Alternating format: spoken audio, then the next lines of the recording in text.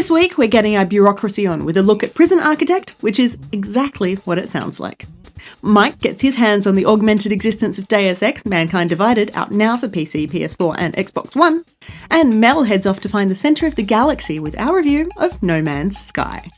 This is Player Attack.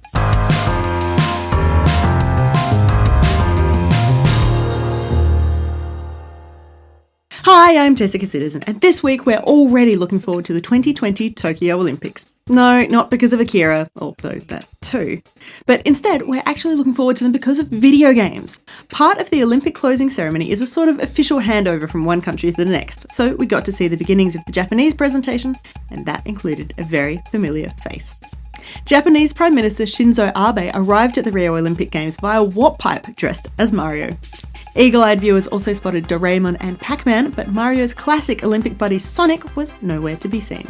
Maybe he's still in training. But sticking with Japanese cultural icons for the moment, we're seeing more updates continuing to improve Pokemon Go. This week we saw the team leaders Blanche, Candela and Spark take a bigger role in the game, now offering Pokemon Appraisal. Your chosen team leader will give you feedback on which of your Pokemon will do best in battle. If you're already familiar with the idea of IV, don't throw away your calculator just yet. The in-game response isn't quite that in-depth, but it generally gives you a better idea of who to upgrade and who to grind into candy. And moving on to console news, this time last week we didn't even know it was on the horizon, but the PlayStation 4 Slim could be on shelves as early as next month. We first learned about the new console through, of all things, an online auction site, but more details have come to light about what we're in for. Like you might expect, it's a smaller console and it comes with a redesigned controller. More official details can't be too far away. Microsoft also unveiled a new product this week, but it's probably not what you were expecting. The Xbox One Z represents the company's first foray into the world of fashion and will see a very limited Australian-only release. The onesie promises pockets big enough to stash your controller and your remotes, an arm pouch for your smartphone, an extra large hood so you can wear it over a headset, customised gamer tag embroidery and nifty forearm grips to prevent slipping on those edge of your seat moments. No word yet on how to get your hands on one of these, but we're thinking this limited release will be pretty restricted, so maybe don't hold your breath. Moving on, and there was a stack of news out of Gamescom in Germany. First up, there's a new Metal Gear game on the way, but Metal Gear Survive will not be a full-price title. Instead, the 4-person co-op survival experience, which features zombie-like enemies, will come with a price tag more similar to Ground Zeroes rather than the Phantom Pain.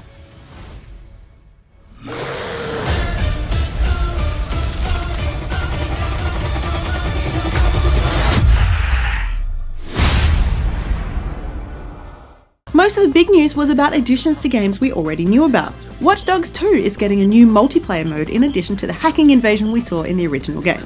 This time around, Bounty Hunter takes place when the player kills too many civilians. Up to 3 other players can invade the player's world to take them down, but if you take out all the hunters, you're in for some big prizes. We also had another look at Gears of War 4 on PC, as well as a glimpse at the hardware you'll need to run it. Ideally, you'll have a Windows 10 machine running an AMD FX 8350 or i5 4690 with 8GB of RAM and a graphics card on par with the Radeon R9 290X or GeForce 970. Obviously, the better the hardware, the better it'll play, but that's your starting point. Great! There's even more of them up here! Drop a pod for cover!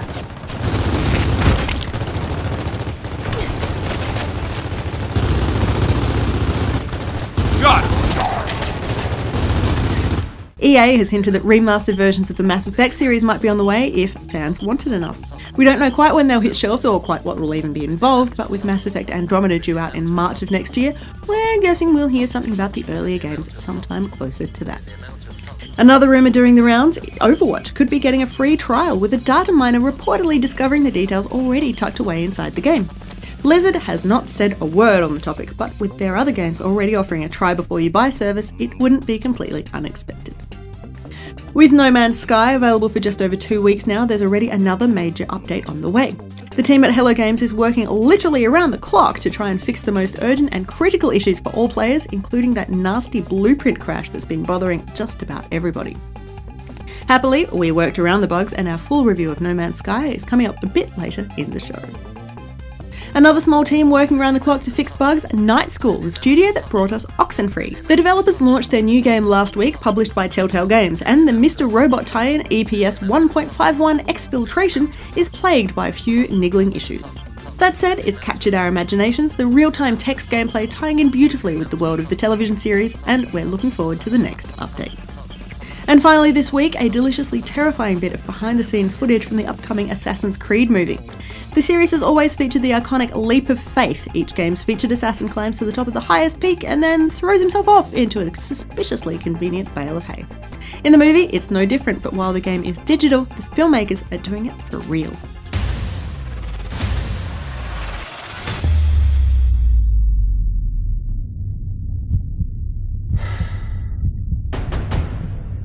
Three, 2, 1, go!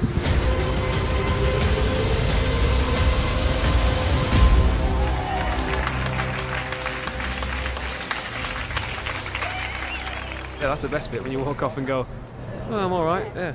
That's Damien Walters, Michael Fassbender's stunt double. To warm up to the 125-foot drop, he also jumped from 70 feet and 90 feet, so I'm guessing he's much less spooked by heights than I am.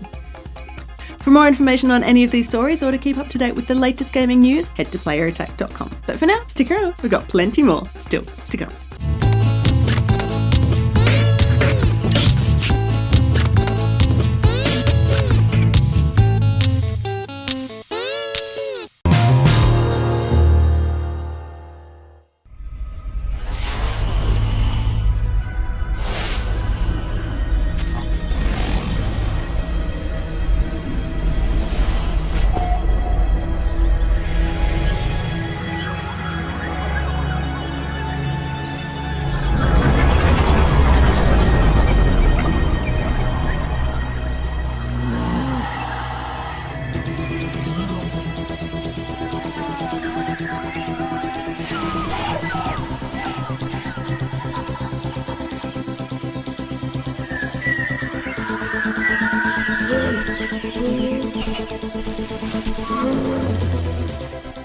Loading up No Man's Sky for the first time reveals the vastness of space, punctuated with tiny pinpricks of light. Stars. Thousands and thousands of stars. Each one is its own little system with planets and sometimes even moons for you to explore. This wondrous display also serves as the game's only load screen, as after a short while drifting through the cosmos, you awaken on a planet to begin your journey. That planet is likely to be yours alone, untouched by any other human being. There are said to be 18 quintillion planets to explore, each with its own diverse flora and fauna to discover. Some get lucky and find themselves on a garden paradise, others start in a toxic, mostly barren homeworld and have to learn the ropes mighty quick. While we thought the game was going to be about exploring those 18 quintillion planets, it's actually about something much more simple: surviving and hopefully thriving. Of course, the galaxy does everything in its power to stop you. Radioactive atmospheres, nuclear rain, toxic dust, and plain old extreme temperatures all must be overcome while you scavenge resources to improve your spacesuit, multi-tool, and starship. While you're doing all of that, you can also catalogue those strange animals, plants, and even the rocks you come across, naming each one and submitting it to the central database in case other players ever find them. Being an exploration and survival game, the storyline is a little sparse, dealing with whether the galaxy is truly real or just a simulation of some kind. I won't spoil that one for you. With the resource gathering required to make enough hyperspace jumps to hit each of the arbitrary waypoints, it'll take you about 12 to 24 hours to hit the end of that thread. But that's only if you're mostly focusing on that. And why would you? You have the freedom to go anywhere and do whatever you like, and there's an entire galaxy at your fingertips.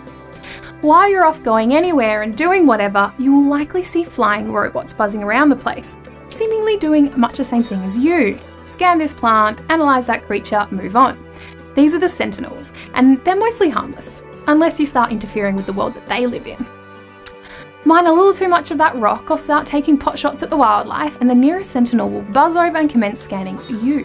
If you put your multi-tool away at this point, they'll generally just follow you for a while, noting what you're up to before moving on.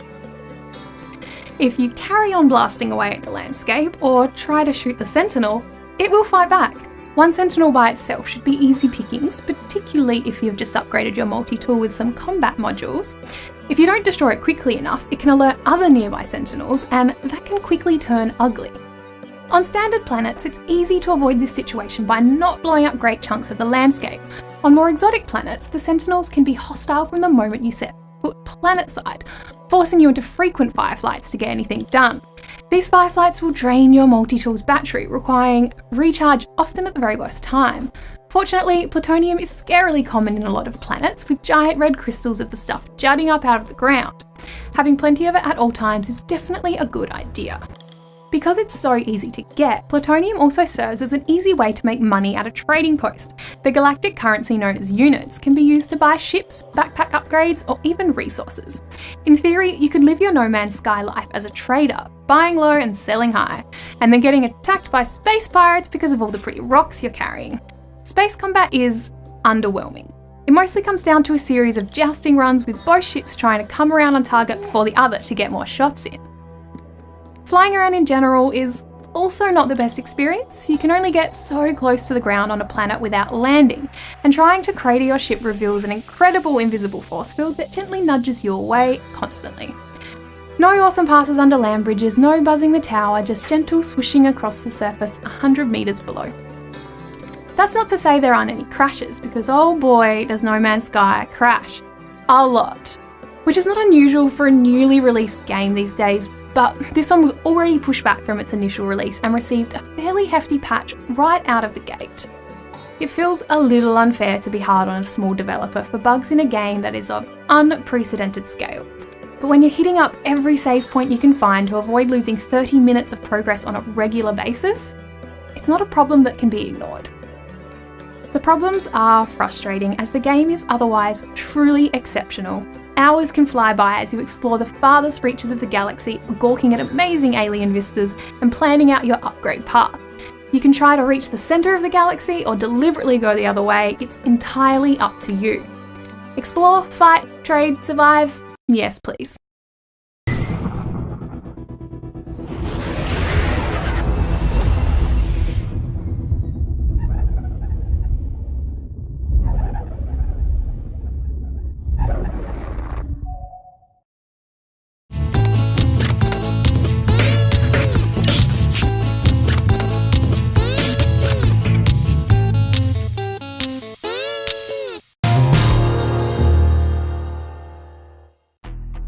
Oh yes, nice bit of prison architect. Lovely. Not too many guards around, eh? I reckon these dodgy blokes are going to use that to their advantage. What are they up to? Well, this don't look too good, does it? Oh dear, oh dear. Ain't you ever heard of Padlock, Sunshine? Prison Architect is one of those rare games that does exactly what the title says it does. It lets you design and manage your very own prison. You're able to build everything from the ground up, including laying foundations, designating rooms, piping running water, and choosing which couch to place in the common room. It's a curious little project which kept me up way past my bedtime on a few occasions because, like all good simulators, you just want to stick around that little bit longer to see your grand plan through to fruition. Prison Architect has been in public development for a while now. It was available as a playable alpha all the way back in 2012 before being published on Steam, and now reaching Xbox 360, Xbox One, and PlayStation 4 in its latest incarnation. I spent some time with both the PC and the PS4 versions to figure out what was the same, what was different, and which one I preferred. The new console edition actually brings with it some intriguing new content. Acknowledging some of the built-in problems of sim building on a console, you can step easily into prison warden mode, taking control of a pre-built prison that you haven't had to build from the ground up. You can still make as many changes and adjustments as you'd like, but it does away with some of the tedium of laying foundations, designing floor plans, and figuring out just where to put everything. Similarly, you can also access the appropriately titled World of Wardens, which lets you share your prisons online. Feel free to download and play with other people's creations or to upload and share your own for other people to explore. Both of these additions and the other console-specific tweaks are great, and they really do make the game better suited to the new hardware.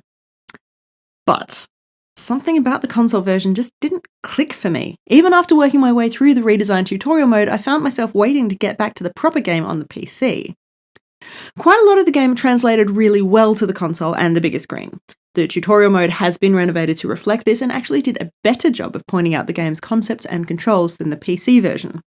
And the new controls really are very good, it's just that I didn't like them. The problem is that part of the joy of sims like this is the finicky, almost pixel-perfect placement of tiny blocks and objects. For me, that requires a keyboard and a mouse.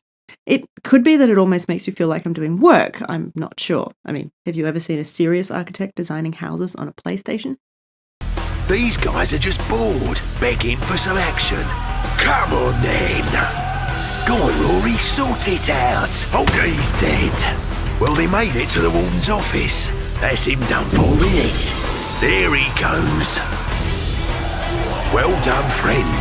That'll be a tier 3 riot you've got on your hands. It's been a long time since I've played an introversion game. I lost days of my life to Darwinia back in the day and spent hours carefully blowing up strategic parts of the world in DEF CON Everybody Dies. And I can see parts of both of those games shining through the barred windows of Prison Architect. The character AI just makes sense, whether it's the faceless prisoners or the slightly quirky prison staff. The deliberately stripped-back graphical style also recalls the sentient polygons of Darwinia, but I'm not sure it worked as well here as it did there. Sure, it reinforces the notion that gameplay is more than just pretty pictures, but I just didn't like it on the big screen in my living room. I've seen Prison Architect described as a psychological experiment, not of the virtual prisoners, but of the person playing. Working from chapter to chapter, it quickly becomes apparent that there are certain balances and compromises that need to be made in a well-run prison, and most of it comes down to money. Do you want to spend money on rehabilitation and education? That's money you can't spend on guards and security. Want to add an extra row of bars to those windows to keep people safely where they're meant to be? Then you can't pay that fourth cook, and somebody's going to get shanked in the lunch line. Each decision you make has ripple effects that zoom out to the very edges of your prison, meaning you'll think twice or 3 times before placing that wall or hiring that guard. That is, until you work out that the cheapest and most efficient way to run a prison is literally to spend all your money keeping everybody in line rather than keeping them happy. There you go. See what the shakedown turned up. Security cameras, much better. No nasty surprises now, eh? Oh, lovely. Lots of stuff in the common room keeping them occupied. And who can get upset when Grandma's in the visitation room? There's Rory again. Hello, Rory. Nice upgrades. I did like Prison Architect. It's a nice little straightforward experience with everything in its right place. But something about it just didn't sit right. Perhaps it was the fact the opening mission of campaign mode involved me literally plugging in a tiny electric chair for an execution. I'm not sure. Remember, your prison, your rules.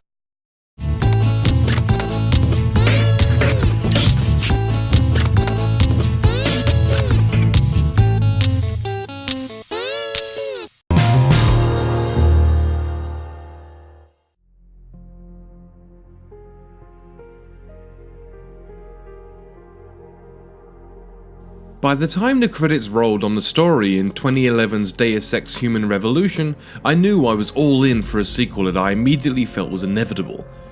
This was a bit of a shock to me because even though I enjoyed pretty much every piece of dialogue and corporate intrigue that 2011's prequel had to offer, I still felt that there was a lot of room to improve in terms of gameplay.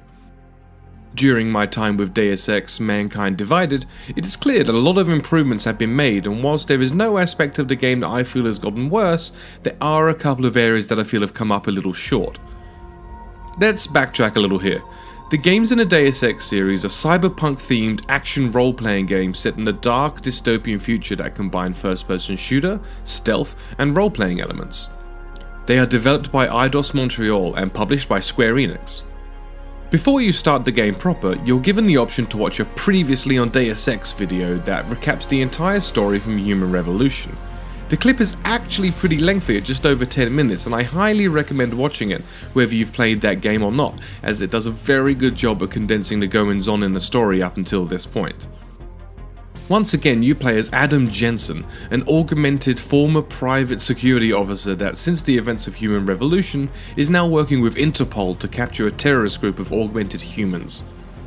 Whilst doing this, he is secretly working for the Juggernaut Collective, a hacker group helping him to confront the Illuminati, a shadow group of individuals seeking to control the flow of information and therefore the general public. The first mission does something very clever. Like many sequels where you have spent the entire previous game leveling up your character and earning techniques, you are given complete control of all of your upgrades to use as you wish. This isn't clever in itself, as it's been done many times in the past in titles such as the God of War series. What is clever about it though is that even though the mission does teach you the basics of the stealth and combat mechanics, it doesn't teach you about all the abilities you have at your disposal, such as temporary invisibility, the ability to breathe in toxic gas, and also the ability to fall incredible distances and land safely in an orb of lightning.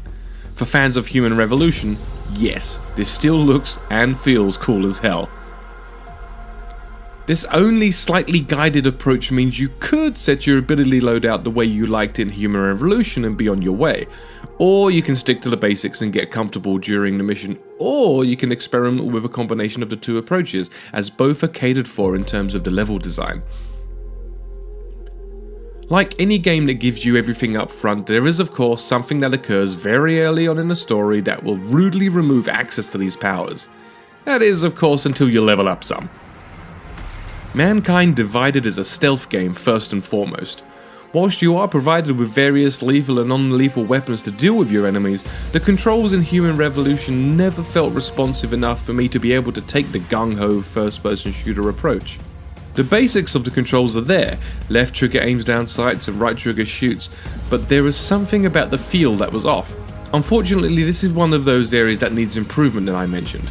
The game controls perfectly fine during slower paced, stealth oriented sequences, but the moment the shit hits the fan there are a few alternatives other than to shoot your way out, and for me at least, the controls aren't responsive enough for this to be a viable course of action. Personally, this didn't affect me all that much, because on the few missions I did balls everything up, I just reloaded a save. Gotta get that perfect stealth rating. In between the main missions, you have free reign of a number of districts in the city to explore, hack, climb, vent crawl, and collect items to prepare for the next mission. There are also some optional side missions you can carry out, but be careful. These can disappear if you progress the main story to the point that the characters involved are no longer relevant or useful. It's these open world segments that bring me to the last of my issues with the game: performance. On Xbox One at least, if you're running around the open world city areas, you'll find that the game hitches and stops for about half a second. Understandable, as it's constantly loading a very large area, but while sprinting, these hitches can happen once every 3 to 4 seconds. Not game breaking by any stretch, but it can certainly pull you out of the illusion if you like to fully engross yourself into a game's universe. To be fair, I should state that I had zero performance issues during regular play of the game other than sprinting through these open areas. Small issues like these are often fixed or at least improved in patches and updates post-launch. So if you're someone that played and enjoyed Human Revolution, I heartily recommend Mankind Divided. It retains everything that was great about that game and adds more intrigue into the mix. Also, if you haven't played the Deus Ex game before and are looking for a good story to sink your teeth into, you'll find a brilliant yet bleak world to engross yourself in. If you're looking for a tightly constructed first-person shooter experience, such as Call of Duty though, this might not be for you. For people that are looking for a bit of cyberpunk stealthiness, dragging bodies into shadows and crawling through vents as a cyber-enhanced super agent, however, I think you might have just found your next game.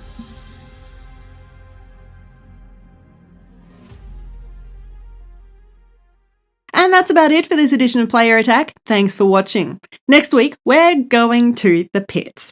Well, sort of. We're looking at 3 brand new racing games. Forza Horizon 3, which is set in Australia, Gran Turismo Sport, the beginning of a new era at Polyphony Digital, and Assetto Corsa, which has just launched for Xbox One and PS4.